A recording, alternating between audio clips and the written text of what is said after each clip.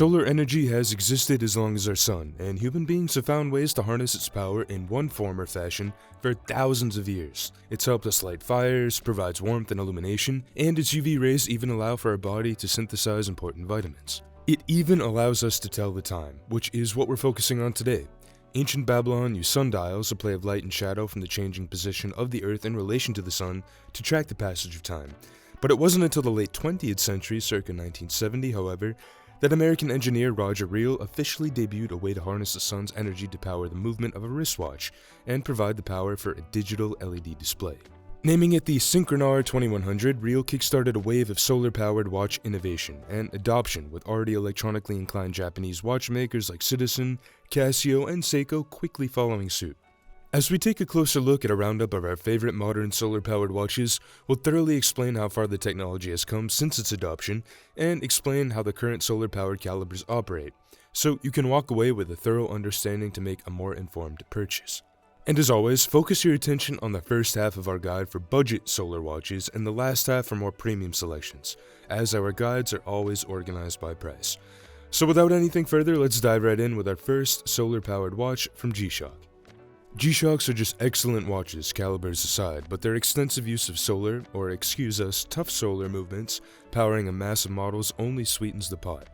They're great no-fuss, budget-friendly everyday beaters, and you just can't go wrong. But we'd advise looking at one that uses a solar-powered movement if you're already looking toward the Japanese brand for your next timepiece, because they offer up both options. Evolved from the rectangular 5000C, the 2100 series has experienced a ton of success by way of its octagonal shape. That's earned itself a bit of a nickname that rhymes with Royal Oak. This G-Shock GAB 2100 1A steps up the original 2100 series and raises it with both Bluetooth smartphone integration and a solar-powered movement as an even more modern evolution of the classic silhouette. That's really where the only changes were made to the base 2100, as the case shape is exactly the same at 45.4mm in diameter, 48.5mm lug-to-lug, and right around 11.9mm thick.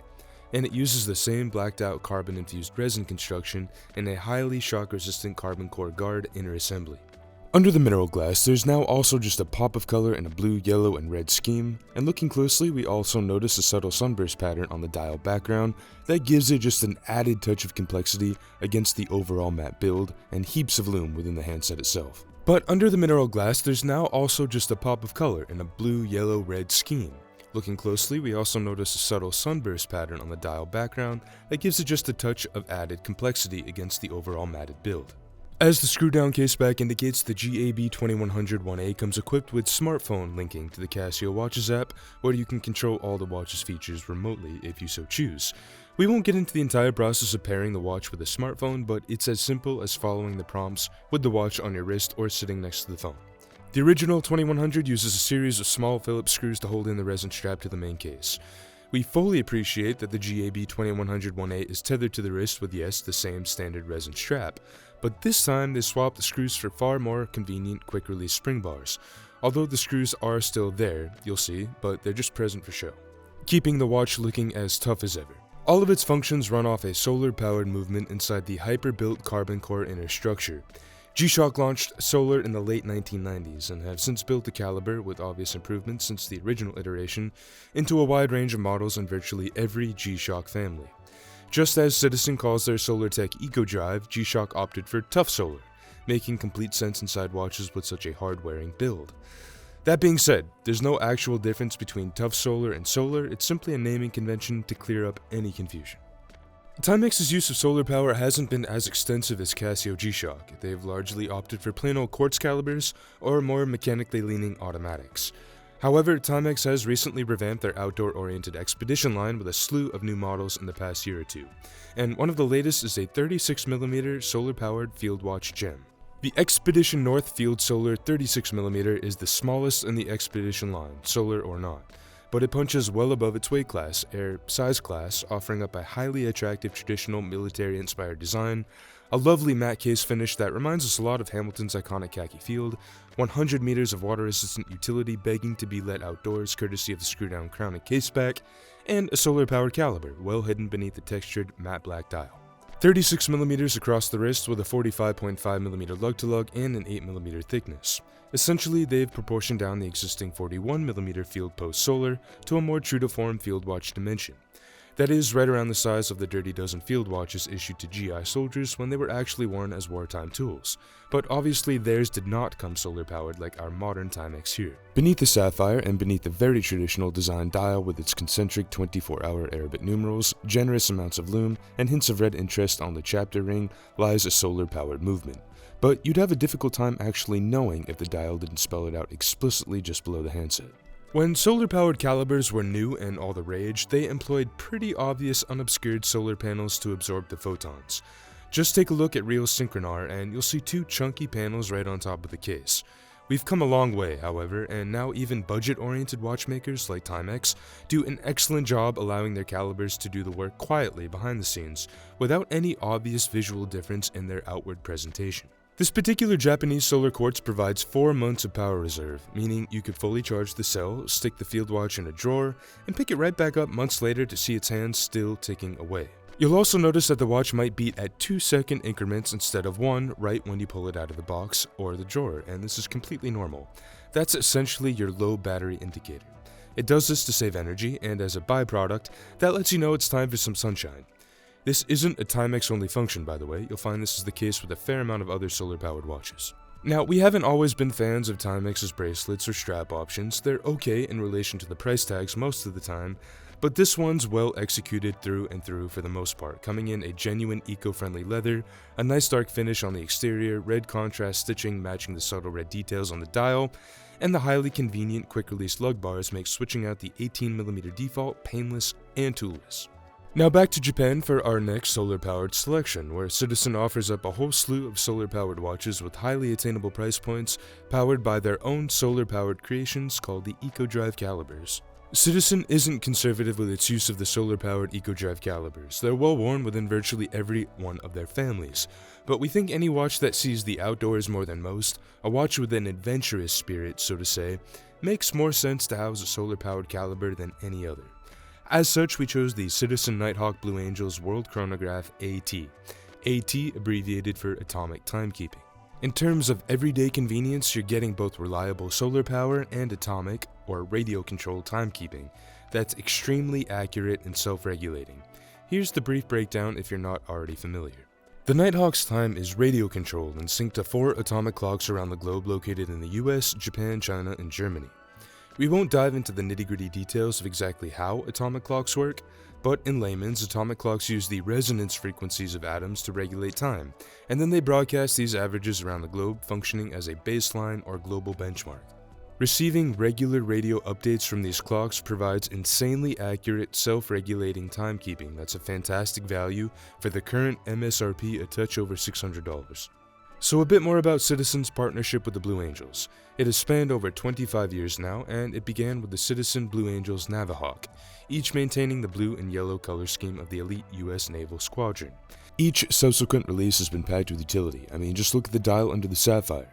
Loomed markers and hands, slide rules, subdials, a perpetual calendar, a power reserve indicator, and as such, very, very little negative space.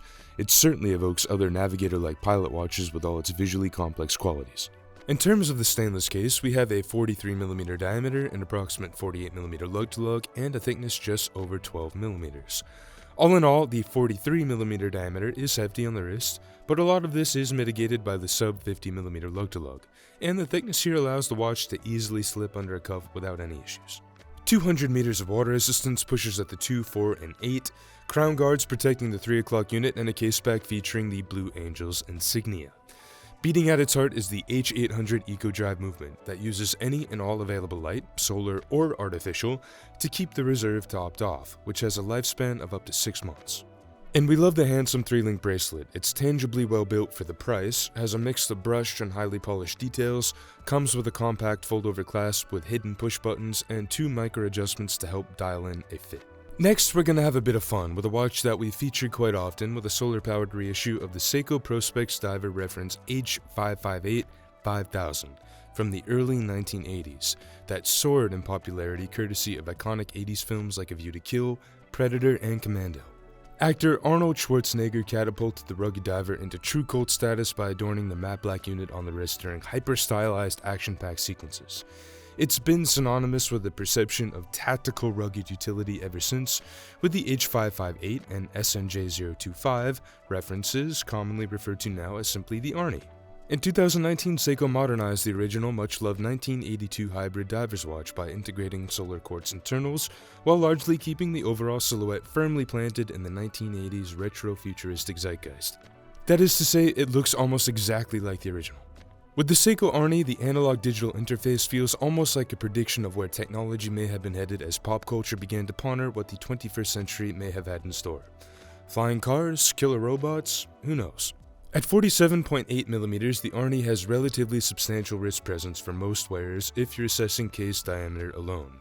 Seiko decided to size up the SNJ025 revamp by about 2mm from the original at 46.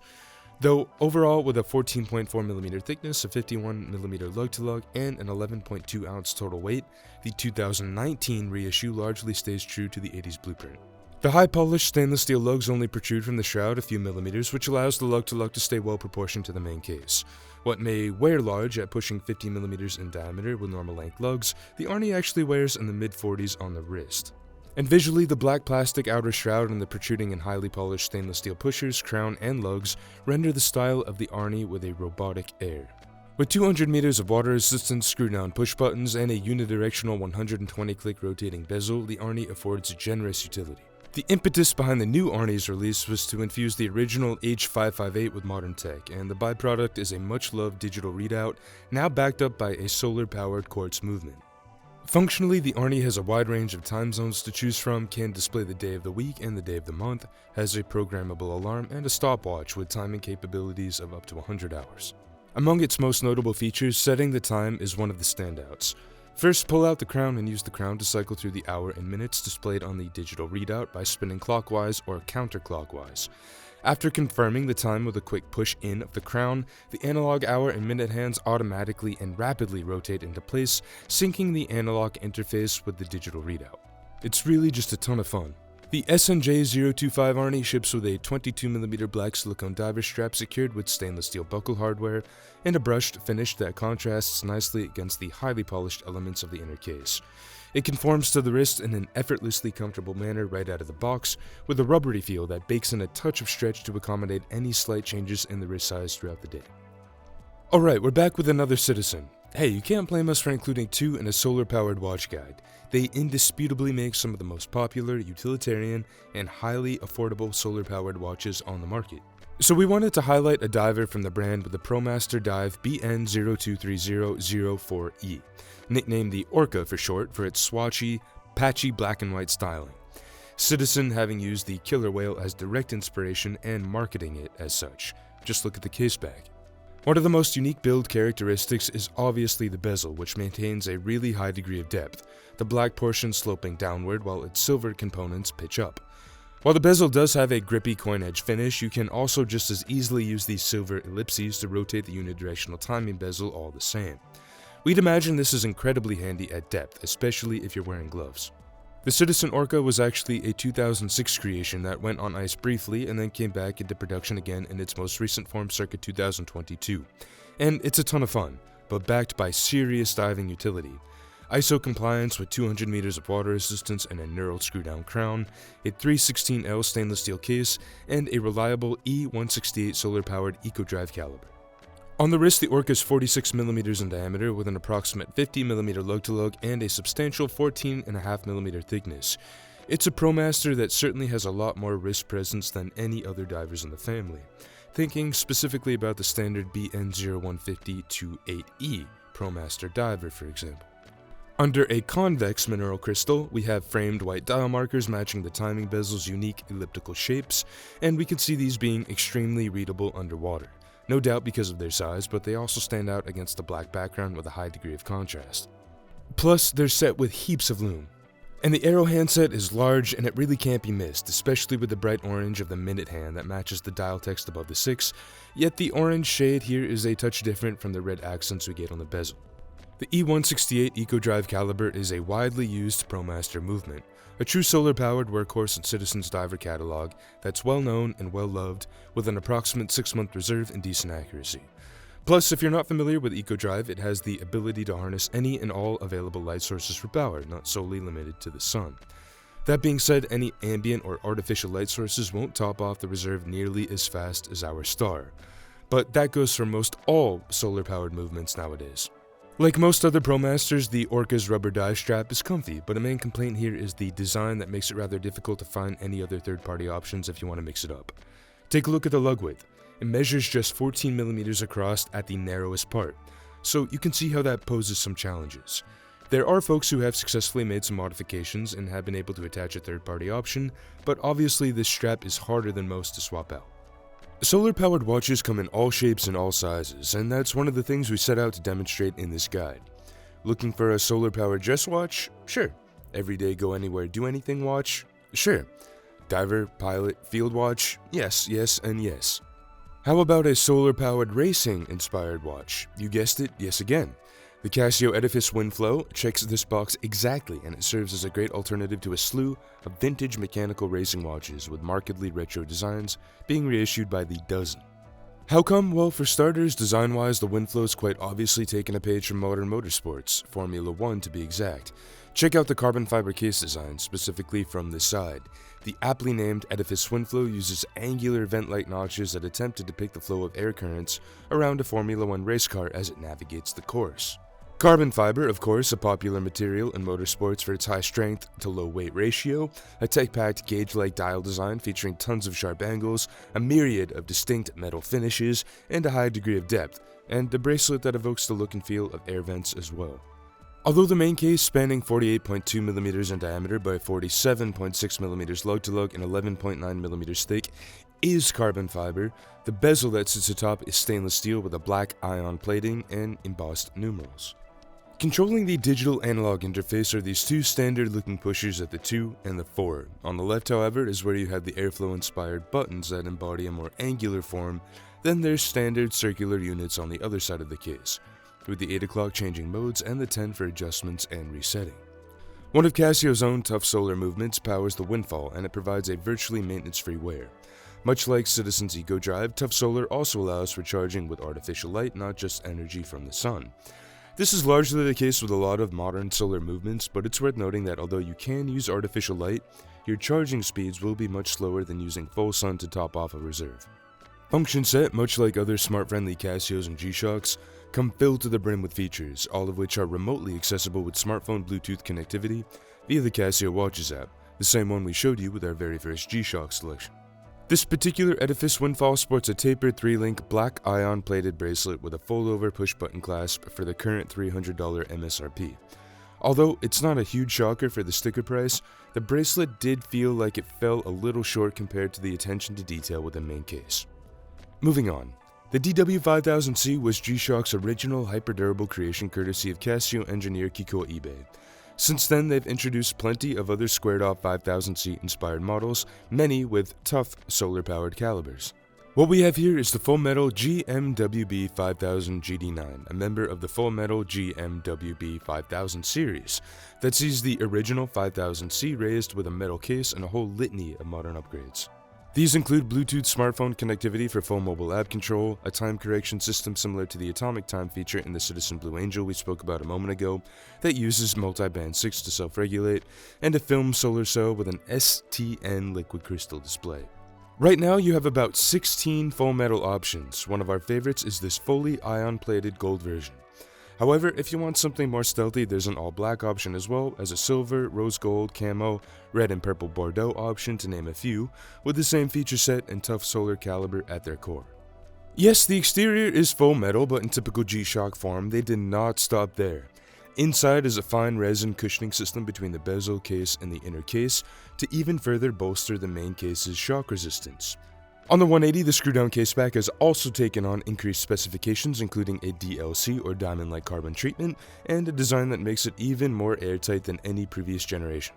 Under the mineral glass, the previous TN LCDs have been replaced with STN LCDs, which, long story short, increases your viewing angle by a substantial margin and provides a higher level of contrast. Its function set is expansive, but nothing surprising in terms of what G-Shocks usually offer.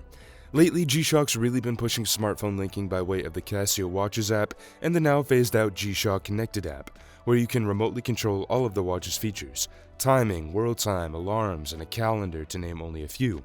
We won't go into detail showing you the entire pairing process, but it's a relatively painless procedure following the on-screen instructions after making a Casio ID account.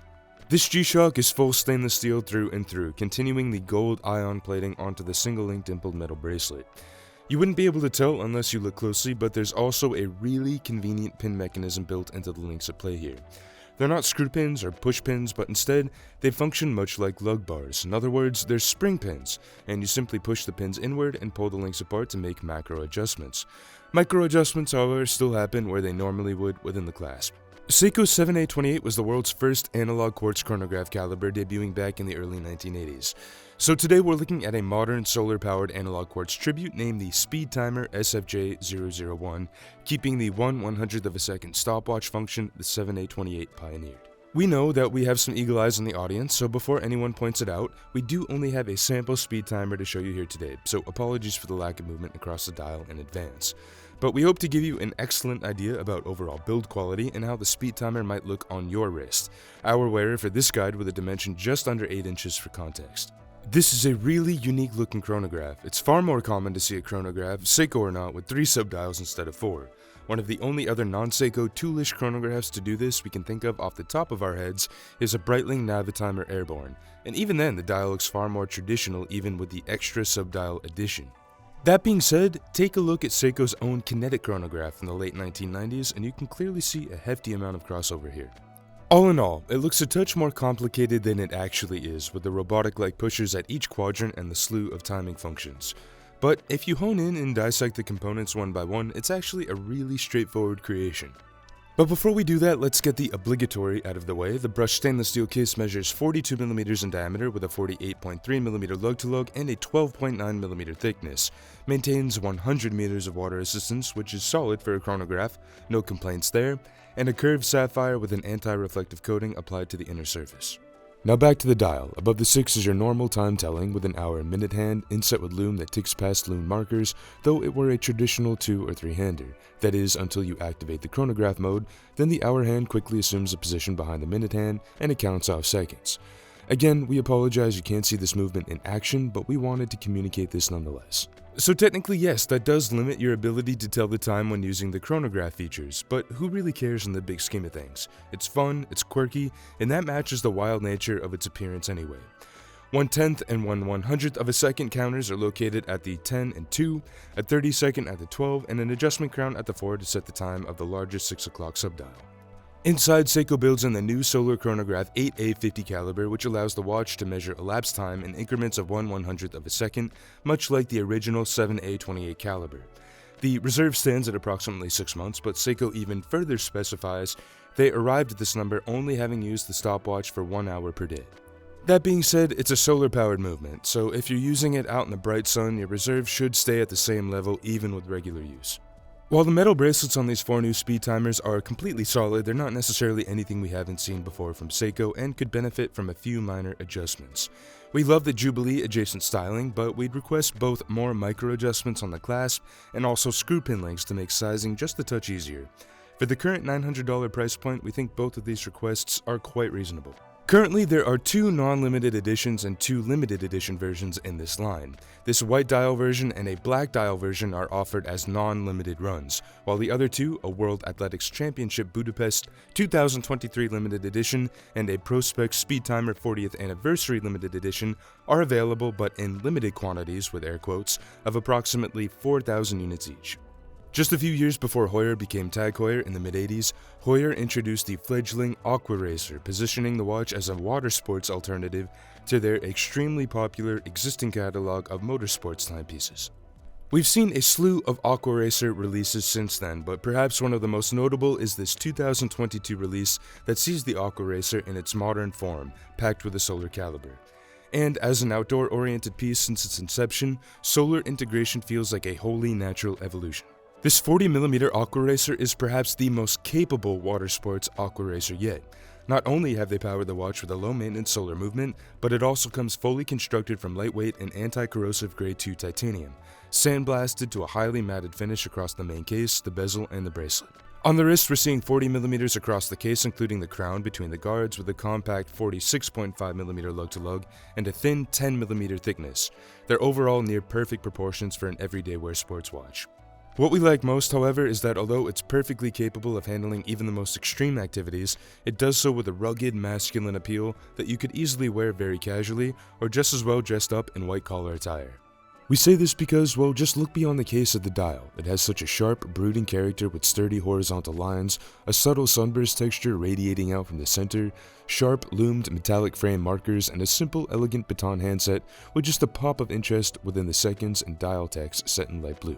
But what we're here about today is the movement, and the newest Aquagraph Solargraph packs in a new Solargraph quartz caliber, specifically the TH5000.